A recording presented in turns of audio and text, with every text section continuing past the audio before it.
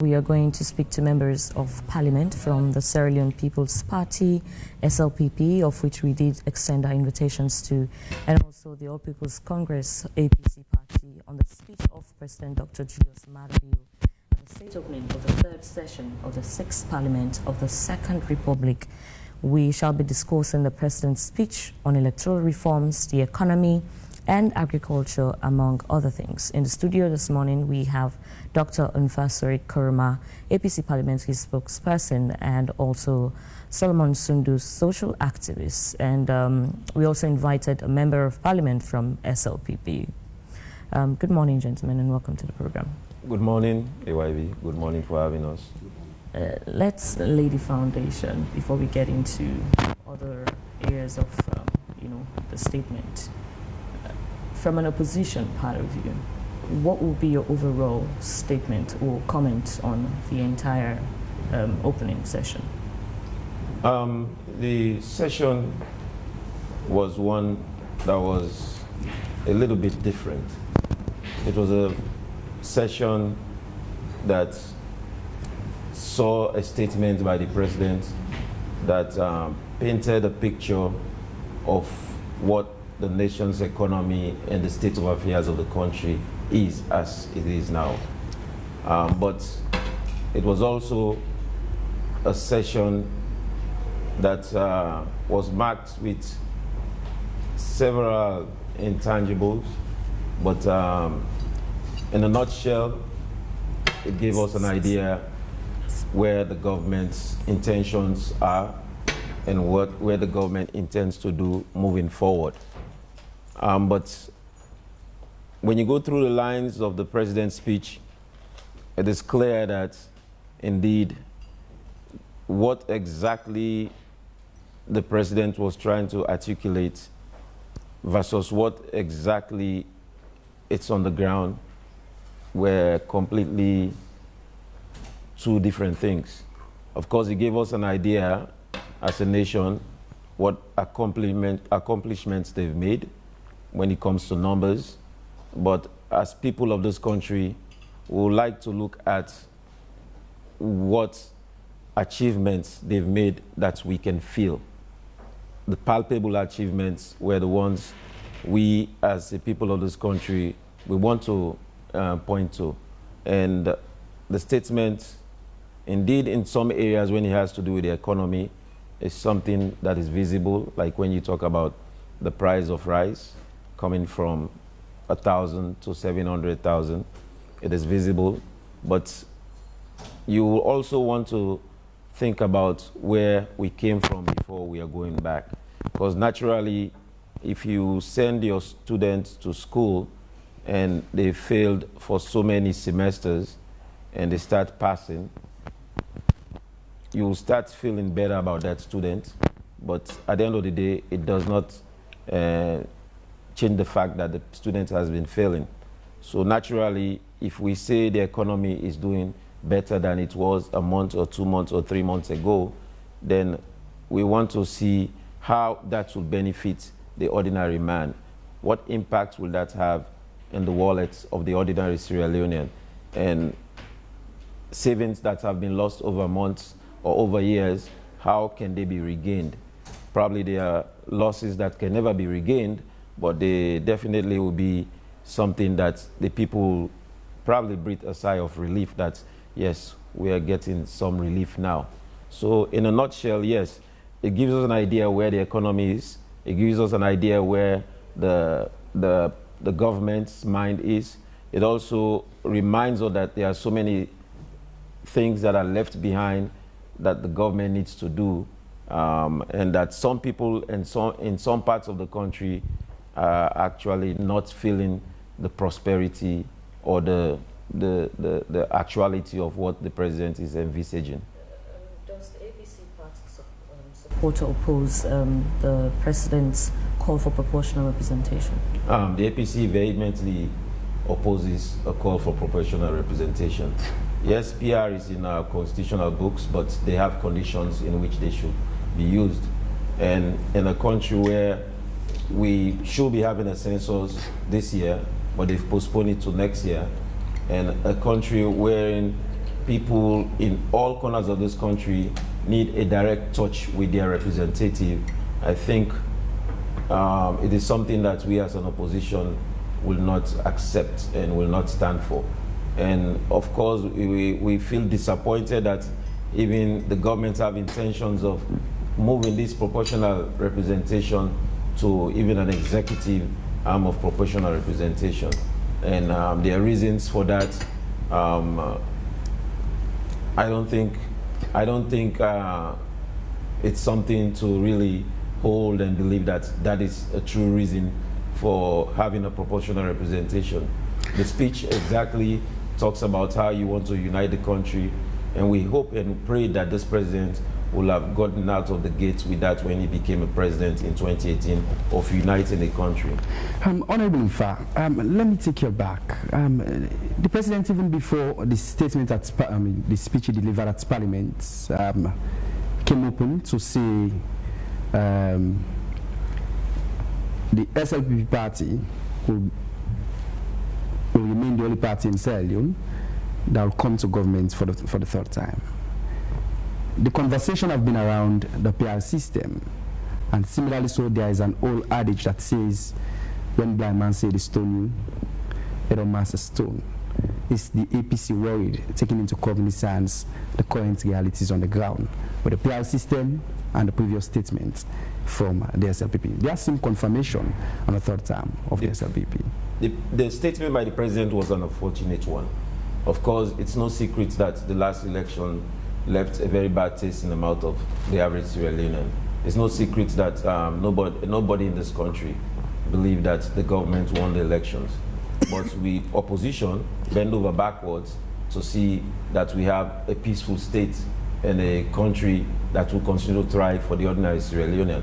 So if a government that did not clearly win an election is proposing that they win a third term, it's ridiculous, to say the least. And if you're saying you're going to win a third term, then for us we're thinking you're trying to play the same games you played in the last election to win a third term. First of all, you have to win the hearts and minds of the people of this country before you propose that you're winning a third term. We've seen a government that has failed, and hopefully over the years, and we've seen a government that has failed to unite the people of this country. Of course, the statement by the president on this state opening was a different statement in which he stated about uniting the country. But rhetorics can only be matched by words. And if they are not matched by actions, then we cannot take it as it is. When it comes to PR, we thought at the time that they were using PR in that last elections because they could not demarcate or redistrict the constituencies. But indeed, it is clear to all of us that we were not beaten in Parliament on that day for nothing. They were bent on having a PR, and they were bent on ensuring that they get a control of the House of Parliament. Because under the PR system, as you see in this last election, even the results of members of Parliament did not come out so early. And when it's a district block system, then how do you tell the votes that each member of Parliament gets in their respective constituencies? Because if you can recall, in 2018, APC had 68 seats, and the ruling government got 49 seats, which tells you that, which left a lot of questions in the minds of the ordinary person, is how can you win Parliament and lose the presidency? So I'm sure they were bent on ensuring that that does not repeat itself. And with a government so unpopular, we'll see why they want to push this PR down the throats of the average Sierra Leonean. Just so that from the public, just as my co-host did mention, we did invited the ruling SLPP to be a part of this conversation this morning. But nonetheless, we have Solomon Sundu, who is a rights-based activist. Solomon, even before the president made the speech in Parliament, we had in our studios. We discussed a lot of issues, of course, preempted what will have been said, and the achievement the president will, of course, lay bare to the public in terms of what has been recorded thus far. In a few words, what were your key take-homes from the speech that was made by the president in Parliament? Well, I will,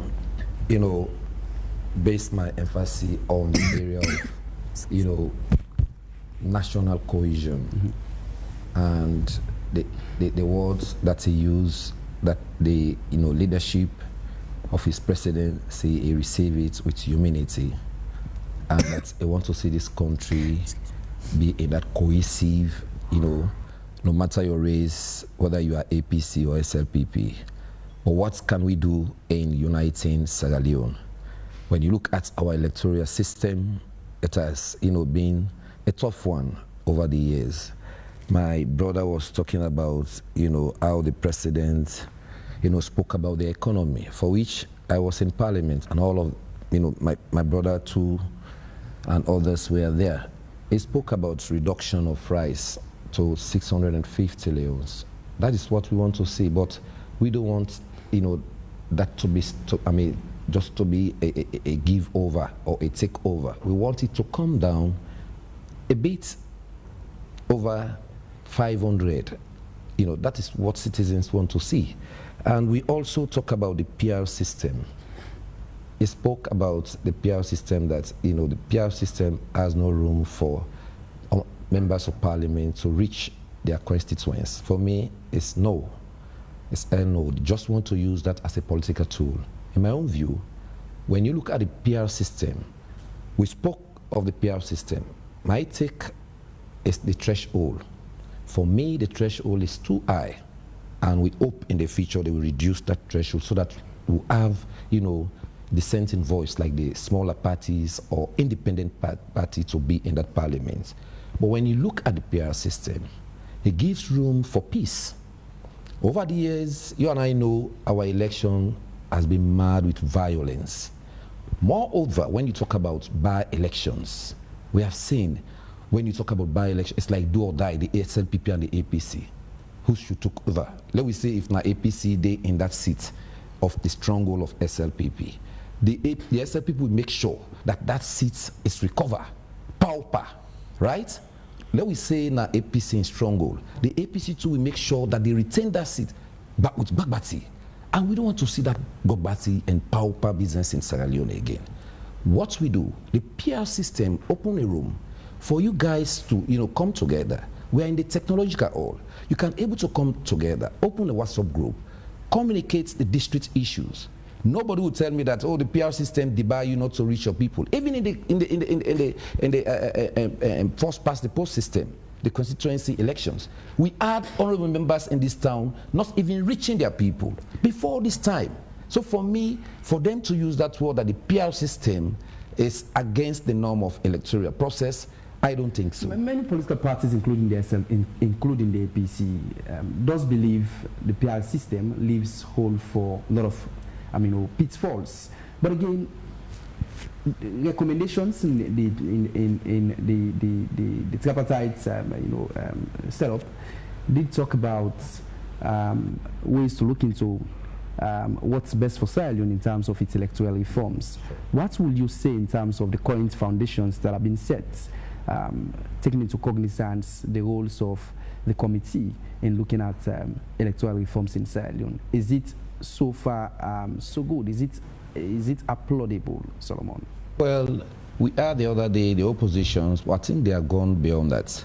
That when they want to meet, they will not inform them. But I think they have passed that, because I knew the Attorney General told us that even the 50+1 has been agreed upon in the tripartite recommendations. And my brother was talking about the 2023 election marred with, irregularities. Agreed.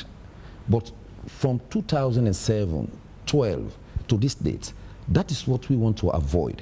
If we go by the recommendations of the tripartite, meaning all what is in there, how can we, limit the area of irregularities in our electioneering? How can we, register or avoid under, age voting? These were all the crux. So for me, even when they talk about the NIL, this is the time for them to go to their constituents or districts, sensitize, the electorate. That come 2028, this is the model we are going to use. For example, go and take your ID card, meaning for us to avoid the underage registration, because nobody will come and recommend you like the way we used to do before. or the imam will come and recommend, or pastor or the reverend father will come and recommend you. This time, for us to avoid that, go and take or register yourself so that you can be within that frame. If you are 18 or at the age of 18, you can able to vote without somebody recommending you. Now, Solomon, how would you evaluate the inclusivity of current parliamentary process on reforms? Well, I would say they are on it. For me, these are politicians. They will bring up issues, they will talk, but at the end of the day, I believe in dialogue. And when we talk about democracy, right, it's about dialogue. It's George, you talk, I talk. Then we put the case across, then we look into it. For me, you are the president saying that this parliament is the heartbeat of our democracy. This parliament shapes every life's or home in this country. This parliament makes decisions, they pass law. And when you talk about the representation, thank God you asked that question, the parliamentarian will tell you that there are three roles: representation, making law, and oversight. That is what they will tell you. Before, we have this, parliamentarian having portfolio, which means in every constituency, if you have that ministerial position, you have to develop your area. For now, that is not so. Their role is that three, distinctions I've made: passing law, representation, and oversight. So if that is the case, why are they saying the PR system is debarring them not to reach their people? For me, that is not the case. In fact, the PR system will make your district know you more and more if you are to know them. It's not only within that limited 3,000 people who voted for you, but the entire district will know you. All you need to do, if you are APC, and in fact it bring cohesiveness. We have heard about the demise of honorable members, chairpersons. You don't ever again say we don't fit. No, except the ECSL and the government of Sierra Leone, they went to court for waiting. Then say for go into election when the Kenema district chairman died.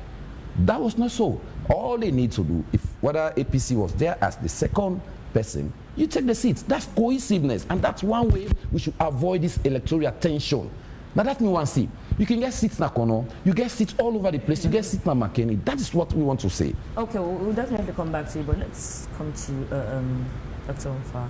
The APC party seems to be agreed on quite a number of things. Now, what is your party's alternative proposal to the current electoral system, and how does it ensure fairness and representation? And clearly, I see we have a PR ambassador with me here. But the PR, first of all, I want to make this clear. I did not say PR will not allow the MPs to get in touch with their representatives, with the people that they represent. I said it will create a challenge for the representatives to have a member of parliament that they can have a direct contact with. I can give you a case in point. In the western area, as we speak, from Kisi all the way to Fula Town and Frobe, do not have members of parliament. And I'm a member of parliament in the eastern part of the Freetown or in the western urban. We've been trying to see how we can even represent those people during critical times, like when it comes to Ramadan, when you have to reach mosques, when it comes to disasters in those communities. Who is a member of parliament they will call on? For example, in the rainy season now, if you have flooding in Calabar Town, in Robis, and you have flooding all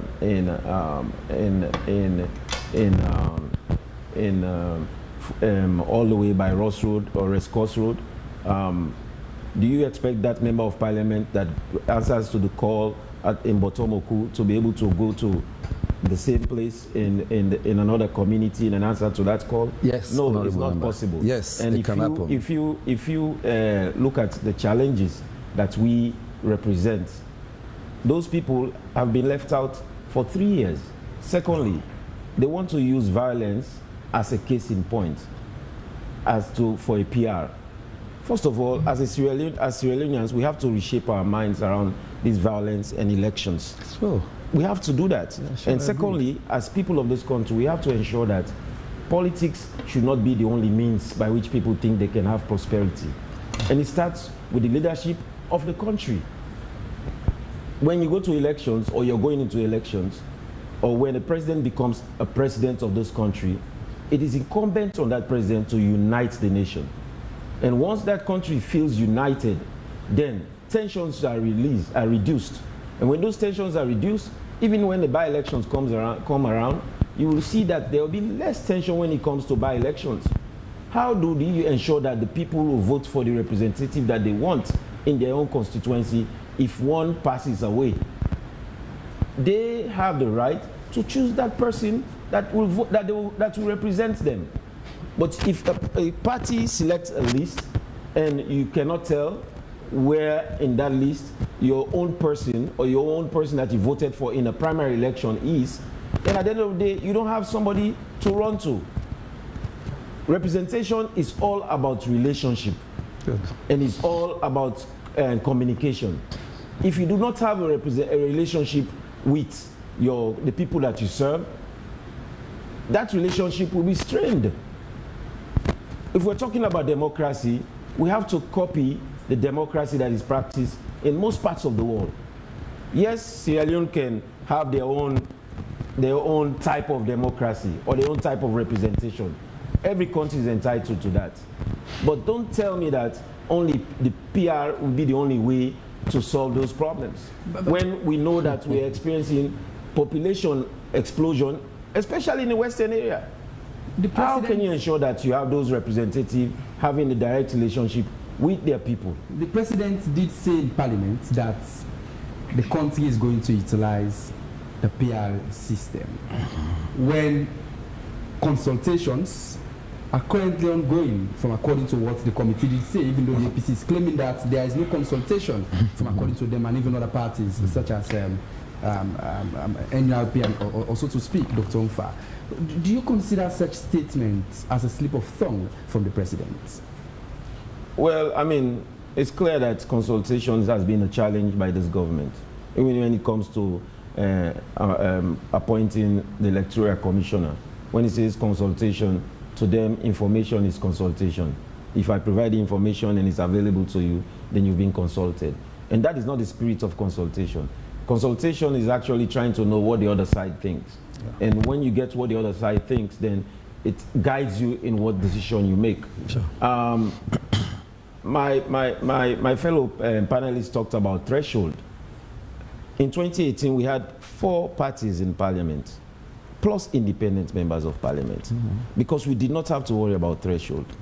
So the question is, what kind of threshold do you want for them to have so that you can have the kind of representation from the smaller parties? Indeed, when you have a PR, you have to have a threshold. And sometimes those smaller parties do not meet the threshold. But in some communities, the people prefer to have an independent member of parliament. In some communities, the people prefer to have a member of parliament, for example, from C4C or NGC. But you've not given them that opportunity. And they voted, but their party have not met that threshold. As a result, they cannot send somebody to parliament to represent their voice. At the end of the day, you kind of disadvantage in the smaller parties to the advantage of the bigger parties. And that is why we are against this PR. So if we want to open up our democracy, and we want to ensure that everybody have a face in representation, then why do you force PR into the hearts and minds of people? And you say in the name of violence. And I want us to do a study, compare by-elections from 2007 to date, or from 2007 and 2018. If those studies are available, how much violence did you see in those respective elections? Yeah. Because when the tension is high in the country, then there are tendencies that the violence will be higher. So the tensions, especially after 2018, were at the highest. And it doesn't have to be about the opposition not accepting that they're in opposition, but it's because of the temperament that was set by the government at that time. Like I told you, when the president came and in his speech, you saw him trying to unite the country. Go back to speeches in 2018, 2019, and what he was talking about. He was talking about the opposition and not uniting the country. To what the APC is saying with regards to the lot of statements we've had of recent, it's as if the APC is painting the picture as if the SLPP is fanning the flame of of chaos, taking into cognizance a lot of pointers. You just cited the current actions that were taken with regards the acting ECSL chairman and similarly to the Eastern Region chairman, which the APC seem to be dissatisfied about. But what do you think is good about the PR system? What do I think? What does the APC think is good about the PR system? Solomon did mention that one of the problems they believe is that of the threshold, but what do you think is good about the PR system if utilized in the right way? The only thing I think the PR can serve is when we cannot redistrict, when we are out of time, when communities cannot be reached, if there is war in certain communities, emergency situations, then the PR can serve to have an election wherein those people that are in those communities that we cannot take boxes to can come to a center and vote. So PR can serve those purposes, and that is what the book is clearly about, the Constitution or the Act, 38A of the Public Elections Act. That is what is clear about. But when it comes to when everything's normal, then PR should not be an option. PR should not be an option. PR should be a stopgap measure. It should not be a permanent solution. And that is what we are making clear. But like I stated, tensions in a country, especially in Sierra Leone, where majority of the people believe that they can only get their jobs through government, and the government comes and remove everybody that they believe worked to the previous government, it's clear that you're going to have tensions in that country. So when you have by-elections, then it's going to be more violent. So it's all about the actions that the government starts when they come into governance. And like I said, you can compare by-elections from 2007 to by-elections in 2018, and he's a civil society person. He can tell me that by-elections in 2018 or after 2018 were more violent versus by-elections in 2007 to 2012 because of the tension that was created by the government, the systemic or systematic elimination of all the people that probably thought they had a secure job but were eliminated because a new government came into governance. Those are some of the things that created that tension. So you have people that were civil servants eventually becoming politicians because they think they have to survive. Before Solomon Sundu makes his submission in that regards, now, do you believe that the 2025 budget allocation, actually reflects the urgent need of Sierra Leone's struggling household? That's you're talking about the supplemental budget. Supplemental budget. Well, when it comes to certain areas, it did. But when you look at the big five game changers, when you look at the supplemental budget and you look at what was given to agriculture and all the enablers of the big five changer, you see that not much money was given to them.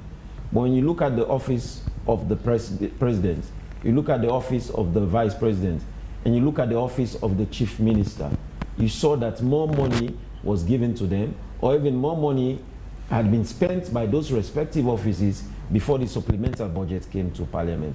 So to me, it was pretty much a budget that had to cover up or take care of what they've already damaged. So all of the things that the spending that they have made over time, because you cannot spend what is not approved in parliament. So some of them were all unwarranted spending that they have to come to parliament to ensure they get the warrant. But if you look at all the other ones that has to do with changing the lives of the people when it comes to education, agriculture, the money was so little, and you can tell that the supplemental budget was not really about that. You've heard from Dr. Unfa Solomon. Now, in your own perspective, do you think not just the president, the SLPP government per se, have met, the things that they spoke about in the Big Five Game Changer Manifesto? Do you think they have really met some of those things? No, I won't sit here and say they have met all of the promises they made. But let me throw the line of what Honorable said, that when things are normal, I'm still with the PR. that when things are normal, we are not in the normal situation when you talk about the economy. We are still under, for me, austerity has not been declared yet. Is the economy I'm one of those coming. pointers? Of course, my brother. When you look at the money saved, the ECSL will tell you since the PRC, I mean the PR system was introduced over the years, how many by-election we have got? Look into that. It's talking about statistical data. I will tell you from the days of the late President Kabal onto the former President Kuruma, our by-election has been marred with violence and expenditure, right? We are not in a better footing of our economy. So for me, all monies that has been saved, we can tell ECSL, go and build your offices within most of these chiefdom. That's also another development, because we are talking about our, election results. If you can have ECSL having offices in each of these chiefdom, headquarters or districts, then it could be fine for us. So for me, that area of things are normal. We are not in a normal situation of our economy. Our economy is still not in the good footing. Now let me come to your question. You talk about if the SLPP has achieved. I will not answer. We still have 3 years for the SLPP, then we can start giving, or mark their results. But as it is, the president spoke about the 5 big change. I will say, like Sierra Leone, we should not use political thoughts. We should avoid politicking in that.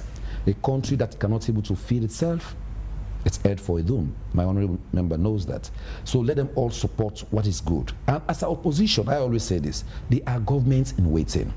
Bring in alternative that will suit. If the economy is not, rosy, you bring in alternative so that we can see exactly your proposal, if you are there, what you will do. But as it is, we are not saying, except this latter part, I'm now seeing the opposition, doing their job, engagements, engaging the public. It spoke about, the president not, accepting peace. For me, it's not like that. It's us, the citizens. Do we really accept from 2018 to date, those party supporters? When you look at the proposals, for me, I always say governance is continuity.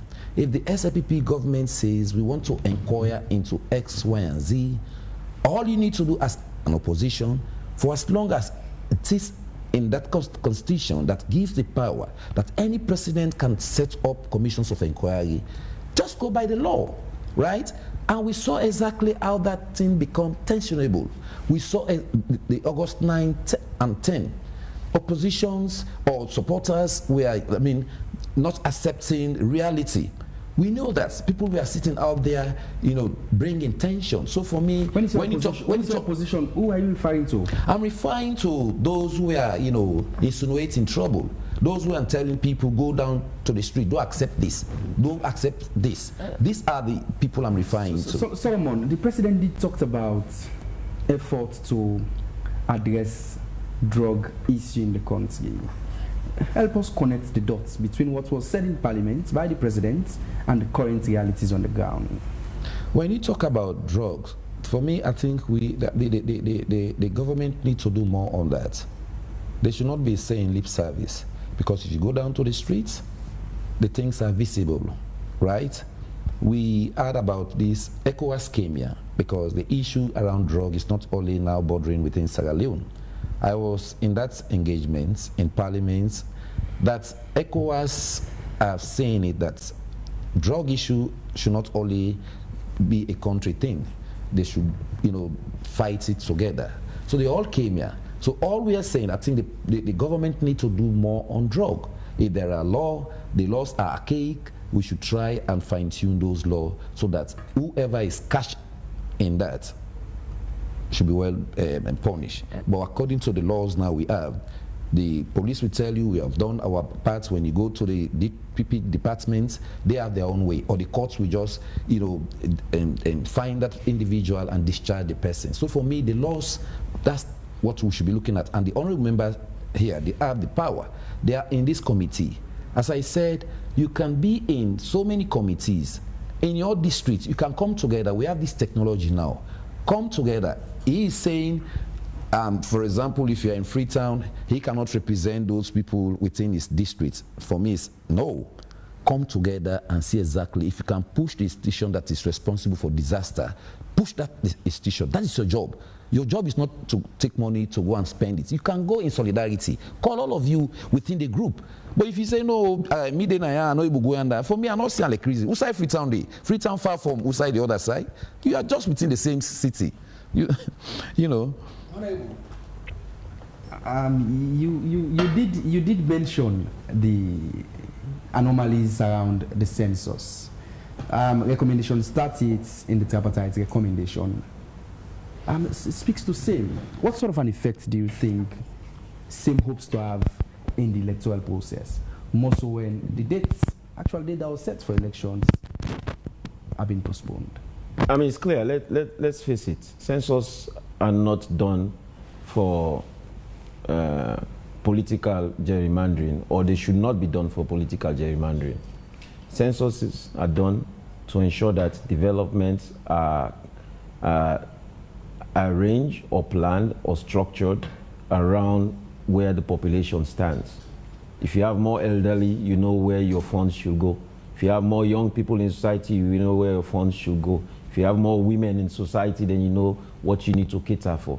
So censuses are one of those reasons they do censuses, to ensure that we plan for development. That is one. Two, censuses also will be done to ensure that each community are redistricted so that their representative can have full time with them. Full time. If you study all the democracies that we've mirrored or copied from, that is how their democracies are done. They are demarcated, and you have representatives for those respective communities. I'm a member of parliament, and I've worked under a first past the post system, and I'm working under a PR system. This is my personal experience. And my brother here cannot tell me about my experience when I know what I'm experiencing in my district versus my constituency. That is my experience. And that is why consultation is very important, because now we can guide government on what to do. But if the government has not come back to us, even though we were forced to pass that Public Elections Act in 2022, before the elections, then it means the government already have their mind set up to do something else. But you went to and court. clearly, You went to court on the PR system. clearly, sir, excuse me, clearly, we want to be clear that what we are trying to propose to ensure that the elections of 2023 do not repeat itself in this country at any time. We want to be clear about that.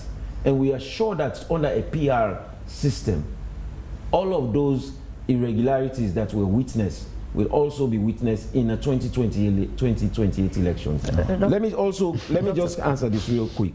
When it comes to the Commission of Inquiry, the APC was never against a Commission of Inquiry. The APC was in favor of a just dispensed Commission of Inquiry, because when you have officers working in a previous government are put in a Commission of Inquiry, in which at the time we insisted that even permanent secretaries should be brought under that commission, and you have former ministers in the previous government appointed as ministers in the new government without them facing a Commission of Inquiry, it means you've created an inequitable dispensation of the law when it comes to people that worked under a government that you're conducting a Commission of Inquiry on. Secondly, when it comes to economic instability cannot be a reason for a PR. On that note, I beg to ask, what's your take on government's approach with regards fiscal discipline? Government's approach has been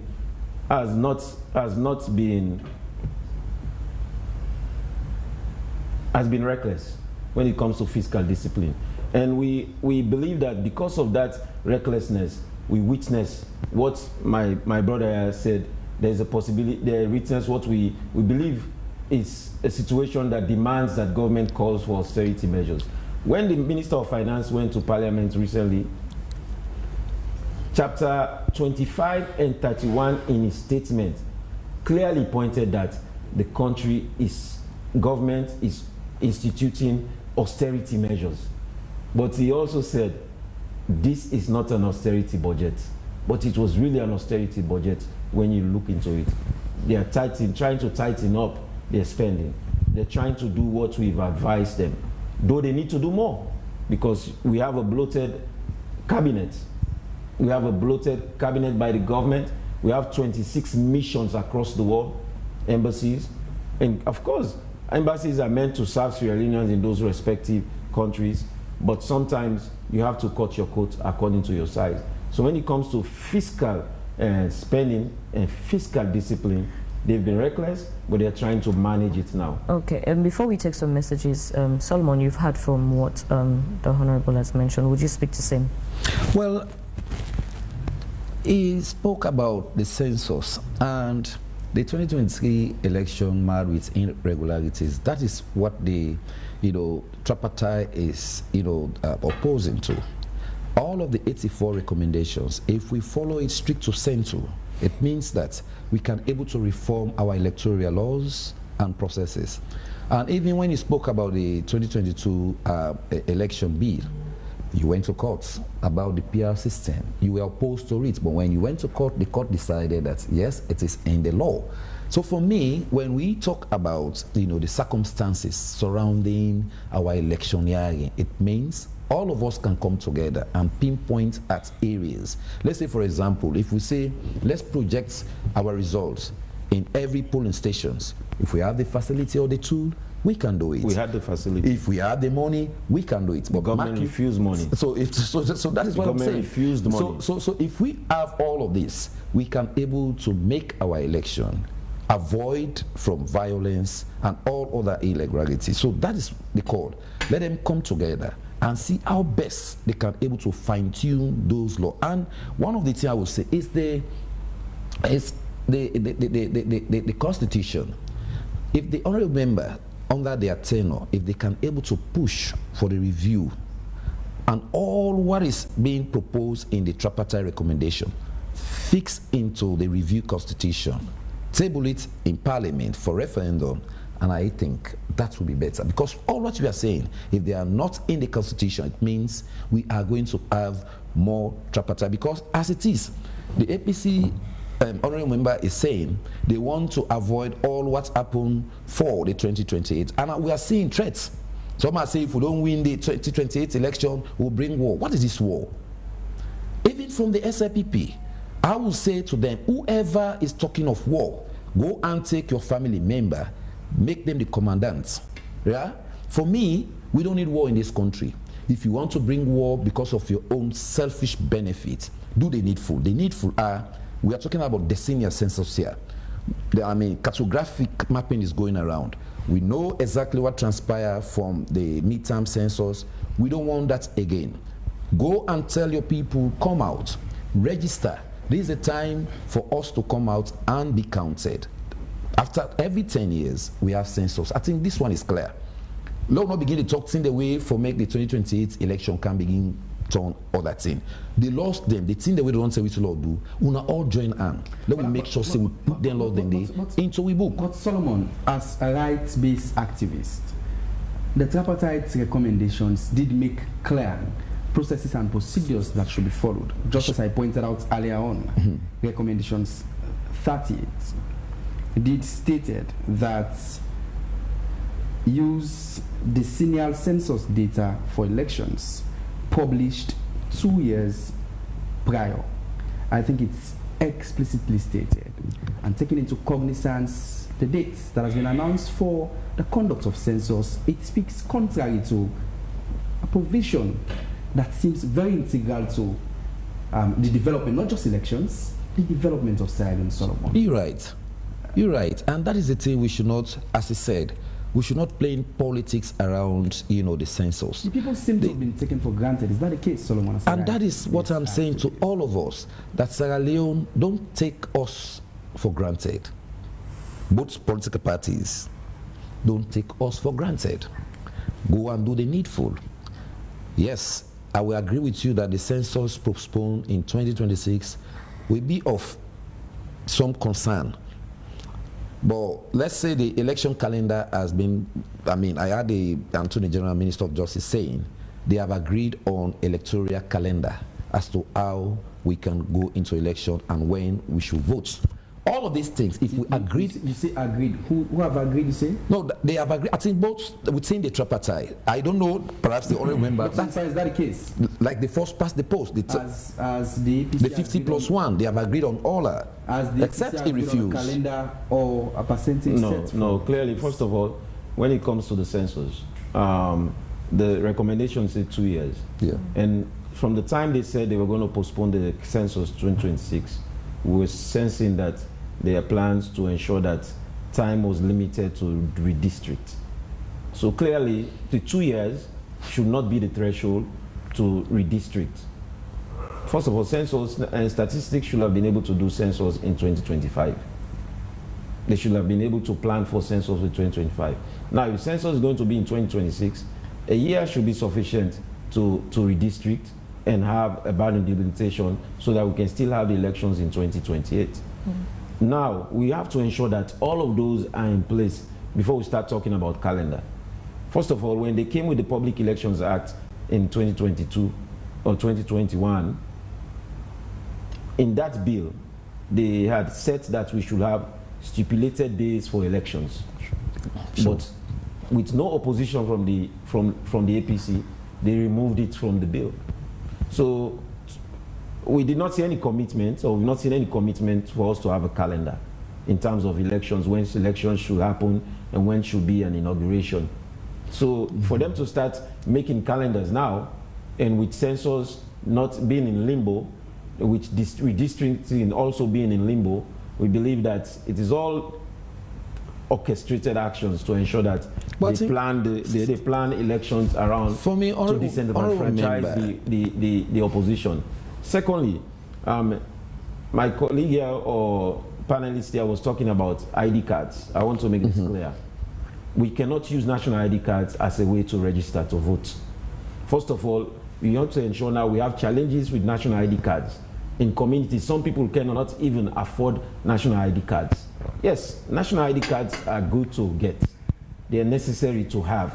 But we cannot use national ID cards as a way to have people to register to vote, because registration to vote is free. National ID cards are 145,000 leones. You think it's a small money, but some people cannot afford that when they're struggling to have a meal every day, even though they deserve to have 3 square meals a day. I was tempted and to are unemployed, and governments do not have social services for those people. You know, it's unfortunate that government will put that kind of pressure on people. I was tempted to ask, because I've gone through the Constitution, I've read the Constitution, and perhaps I skipped that section, but I was tempted to ask, is there a provision in the Constitution that says it is compulsory for every Sierra Leonean to have a national ID card? Clearly not. No, but when you go to statutes, my honorable member will not say clearly not. Clearly we have NCRA. I'm coming. We have NCRA. I think they have their laws. They have what has bind them in. I'm coming, sir. All statutes goes through that parliament. I will not say it is boldly. Just mention the statutes. No, I'm coming. I'm talking about the NCRA. Their laws, perhaps, that's why they cannot work in isolation. When they want to enforce, they go in line with the law enforcers. They alone cannot tell you that, if you don't take your ID card, it is compulsory, it is mandatory, but they use the other means. They are in tangents. So for me, the ID card issue, I'm not saying what the honorable members should try to know. Avoiding underage voting, you understand, this thing is necessary for all of us, because we have seen past governments and present, both political parties, they will tell you in their stronghold they are registering underage. So for us to avoid that, why can't you, as an honorable member, you've not answered my question. No, that's why I refer it to the NCRA. Perhaps is there a provision that says it's compulsory? Well, I will not sit here and tell you. Okay, so now we've had a lot of messages. Let's go through those messages. Thank you. Marina, have you? Yes. Will you start? The first one is from Mosti, and he's saying, Onfa, I know you are the only parliamentarian present here, and thank you for that. I want to excuse the imperfections of these parliamentarians and give them the opportunity for them to be totally honest with the people about the pettiness of most of, if not all of them, on the day of the speech. It is quite clear that the SLPP members started on civil behavior towards the First Lady, but then the APC members joined in what was clearly an attack on a woman. The total hypocrisy of Parliament, whereby on one hand they preach gender equality and empowerment, on the other hand they feel so insecure, intimidated, intolerant and threatened by a strong outspoken woman. I must say I'm not surprised, because this is the first Parliament that threw their support behind a clerk who was found wanting, a Parliament that's unfairly maltreated, attacked and sacked another very strong woman, the former Auditor General. The same Parliament that is incapable of protecting their citizens in the hands of wicked foreign investors, that is called the holdings. Same Parliament that supports the Chinese in increasing toll fees without any other optional route. I'm not surprised at all. Can you, however, please just admit that you were wrong? A total disservice to the People's Palace, a sacred place. Thank you. Thomas would just says, I do not believe our politicians are truly prioritizing the needs and welfare of the people. Far too often, their focus seems fixed on advancing their political parties' agendas and securing personal gains, rather than addressing the real challenges citizens face. We have witnessed the consequences of such self-serving leadership before, most painfully during the war, when political greed and divisions played a role in devastating our nation. Today, the people are more informed, more aware, and less willing to be misled by leaders driven solely by ambition and greed. It is time for our politicians to recognize that genuine leadership means serving the people first, not party interest.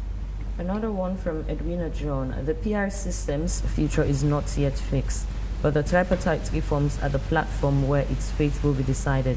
The chosen system will shape electoral fairness, representation, and trust in the 2028 results.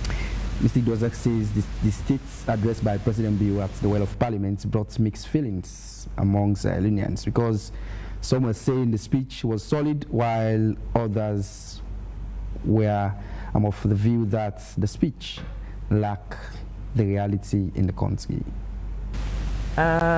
This is from Abu Bakar Rashid. He says, if Statistics Sierra Leone conducts the census in 2026, it's clear sign that the excuse they will use is that because of this, there will not be enough time to do the boundary delimitation.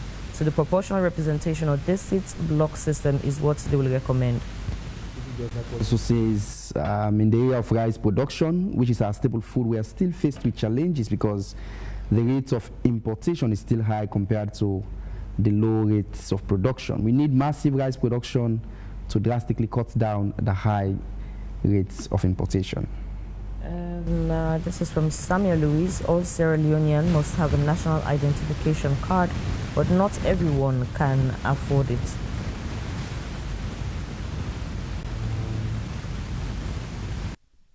Continue. I think I'm having issues with my messages. Edwina John again says the tripartite committee is currently consulting stakeholders nationwide on which model Sierra Leone should use in 2028, with the decision likely to be included in parliamentary legal amendment in 2026 to 2027. And is it clear now? Anthony MS Kosoba says, when a team is sure of beating another team, no matter the field they play in, they will win. Why afraid of PR system when you've told us you are making the next government because of what you've offered to Mama Salone after 2028? Paddy, now focus on developing agendas for development of Mama Salone. Now this complaint politician can use for claims say then win but then thief the election. From Thomas Rogers again, I do not believe it should be mandatory for everyone to obtain an ID card. While having an ID card can be useful for identification and accessing certain services, people should not be forced into getting one if they do not wish to. For those who choose to obtain an ID card, the cost should be kept as low as possible. For that, even the average person with limited income can afford it. An identification system should be inclusive, not a financial burden, ensuring that no one is excluded simply because they cannot pay a high fee.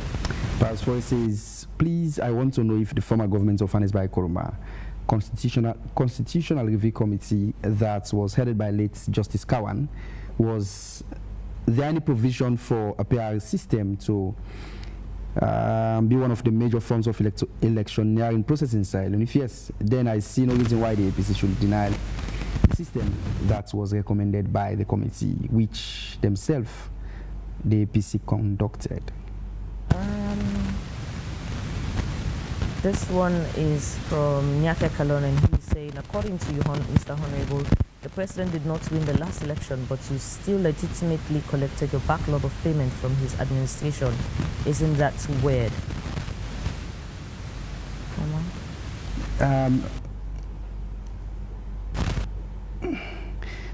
This one is from Yakub Jalal, who says, Mr. Solomon, as a political commentator, do you really believe that the government, that this current government is implementing dialogue? And if yes, and if you believe so, give us 2 examples of those dialogue this current government has made with other political parties. I think those are the messages I can take. Lots and lots of messages on our Facebook page, but these are the ones I think we could take for now and allow our guests to respond. Allow you to start by responding. Okay, so the first message about Parliament support under the Clerk of Parliament. I want to make it clear that the APC was never in support of the Clerk of Parliament when he was found wanting of misconduct. I want to make it clear that that support came from the ruling side, and it happened during a meeting with the president at the State Lodge. So let's have that clear, that the opposition was never in support of the clerk resuming or not resigning, because we had called on him to resign. Secondly, when he has to come with what happened in Parliament that day, it's clear on video on what happened, and if there was an attack on the First Lady, it is not myself to judge. We, in Parliament, during state openings, it's used as an opportunity to have light-hearted interactions. It has happened before. If people in Parliament were singing, for me, I never sang that song because I don't think it's a song that is in place for Parliament, because we know it's a song that is not used most of the time in good feelings. But sometimes during parties, you hear, it's a song by Dr. Olo, I believe, and they play that song. So for me, I later learned that it was a song that was used during the elections, and because it was used during the elections, it became a subject when it was sung in Parliament. But I do not see it as one that was trying to degrade any particular person, but I thought it was just a political moment that people use, that always have happened in state openings. Either it's between the state, the First Lady and the opposition, or even the president and the opposition, or even the ruling and the opposition, or even in the case with the ruling and the ruling. So for me, I do not want it to, I never wanted to make the state's opening about that, and it has never been about that for me. And when it comes to the second caller, the second message, that's an opinion about members of Parliament. I cannot respond to that. When it comes to the PR system, not fixed under electoral fairness, clearly when it comes to PR, we know that the PR system is one that is used for a purpose. It is not used as a way or as a staple, meaning it is here, should be here as the only way we do elections. PR are done when the situation demands it. And as we state, Sierra Leone is in a normal state. All areas in Sierra Leone are accessible, except when it comes to now, the fourth person talked about the mixed feeling about the speech, and exactly, and I want to use this opportunity to talk about the Kamakwe Road. The president in paragraph 7 talked about that the new session opens at a moment of renewed hope and shared purpose across every district. Our people look to this government and this parliament to deliver development. And if we note the Kamakwe Road, which is a road that connects Makeni or to Karine district, or Bombali district to Karine district, has been in a state of disrepair since this government came into governance. If you can note also in 2015, under the former government, that road, which has not been tarred since independence, was under construction. And it was a project funded by the government and a project implemented by CRC. But since this government came, where the previous government stopped in that road construction, the road construction has not continued. The previous government completed 28 miles of construction of tar. And after that 28 miles, the road is still in its state. Then a year ago, which was January of 2024, the bridge collapsed. And that bridge has collapsed since that time. Government has not gone there to start any project of reconstructing that bridge. And it has left the people of that community in complete disarray. Economic activity or movement of people from Bombali to Karine has been impossible.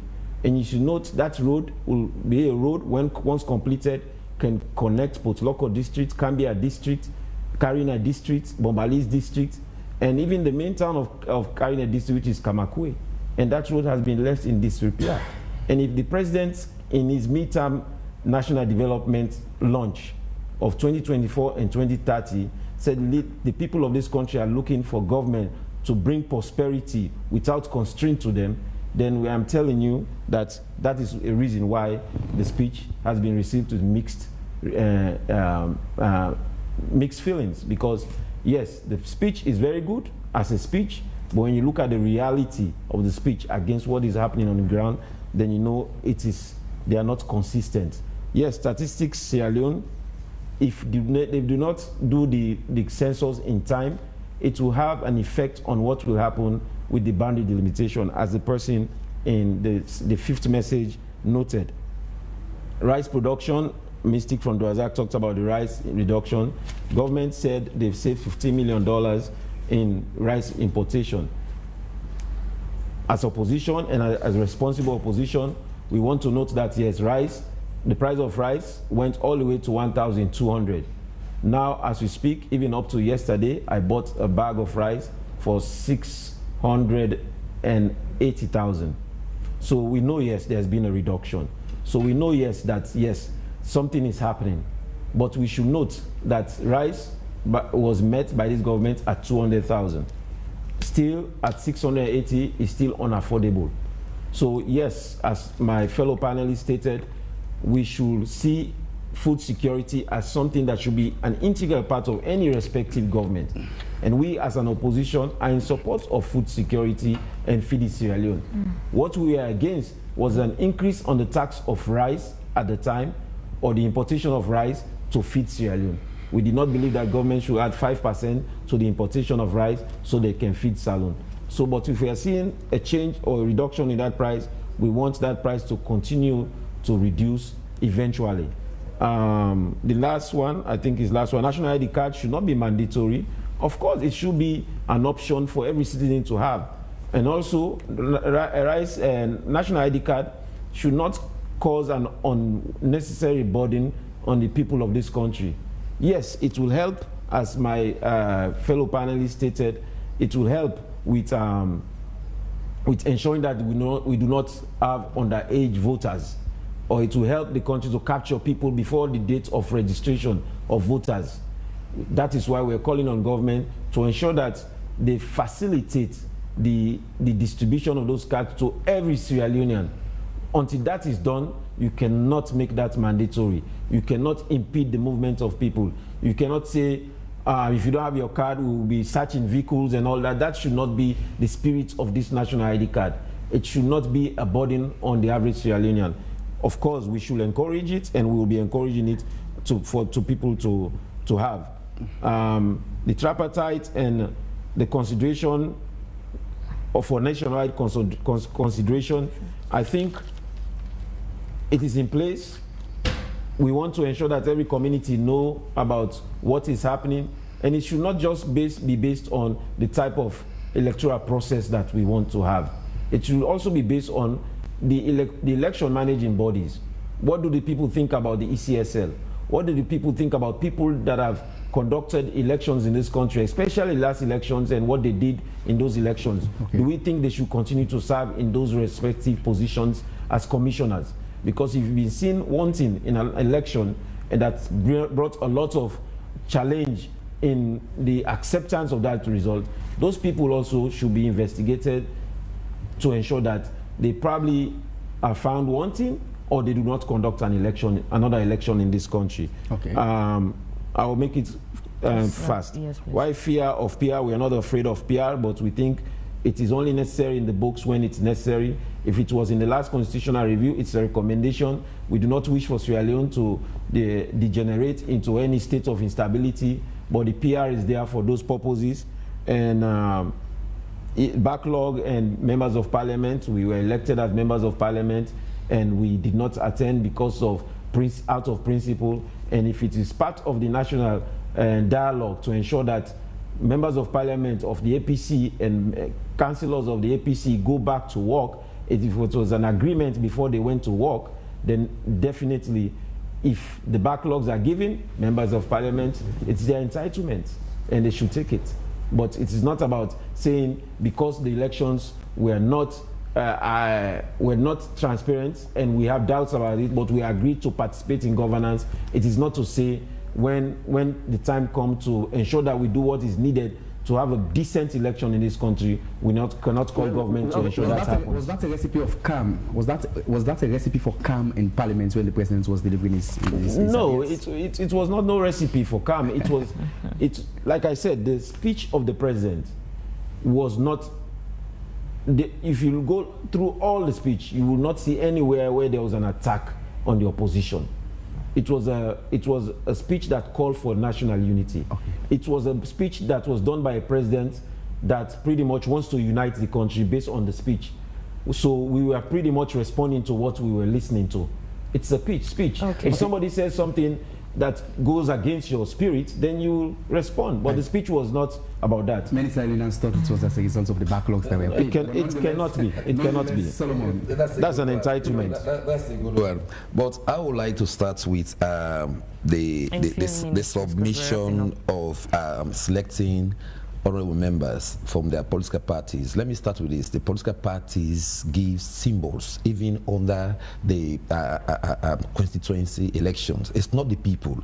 The party will go and give symbol to somebody whom they think should, represent their people. So whether it's PRC or the constituency elections, the party choose or give symbol to whoever they think. And the representation of honorable members, I think that's the service we want them to continue to do. If you are to advocate for good laws, make sure, like the person mentioned, you are in that parliament, we are seeing Kwedun Owens, what they are doing to our people. No parliamentarian is talking about it, right? That is what we want to see. Like the reduction of rice, you parliamentarian, make sure those cups within the market, the government has said we should use this cup. Why are they not using it? So these are the issues we want the parliamentarian to take on. About oversight, we have ministries, departments, and agencies. Year in, year out, we are seeing audit reports coming out with flaws, and they are there. So for me, I want them to do their job, you understand, as we are expecting them. About chanting, as he said, chanting in parliament, that's normal, right? If they chant in parliament, it doesn't mean it's anything against somebody. For me, I would advise the First Lady not to even take that as anything. It's just chanting. That's the normal thing. You remember when the former president, Anis Nkrumah, was there about this third term after you, the SLPP was there when President in the last address of President Nkrumah, they were saying, after you chanting all of this. So for me, chanting is part of parliament. It's just the word. Kokoros is a bit different from that. But Kokoros now sang, just sang the song. It's Dr. Olo, you Kokoros, so how you manage to say Kokoros. That's a song. Okay. You understand? For me, the First Lady should not take that into anything. Okay. She is a mother. You understand? Let me talk about the feed salon. As he said, these are the issues we want the parliamentarian to be looking at. That oversight. Make sure you put the government on their toe, because a country that cannot able to feed itself, we are heading for a doom. He spoke about, the PR system, about rejecting the PR system. For me, I will encourage the honorable member that within the district of Freetown, we are expecting them to do more. Come together. You can be in the districts, whether you are APC, SLPP, you can open WhatsApp group and see exactly the needs, how you can advocate for those people. It's not that you meeting them. Those are, gone are the days for you to go and be bridge or hospital. That is not your role. Your role is representation, oversight, and making law. So make good law for Sierra Leone. Thank you so very much, Solomon Sundu. We had wished to have enough time to ensure we continue this conversation, but this is one that will continue definitely. So we say thank you so very much, Dr. Honorable Infa Kuroma, for your time this morning, and also Solomon Sundu. Just as we informed our viewers and listeners earlier on, we did extend an invite to the ruling SLPP. We extended an invite to the parliamentary wing for a representative in the program this morning, but to no avail. But nonetheless, Infa and a civil rights-based activists were here this morning.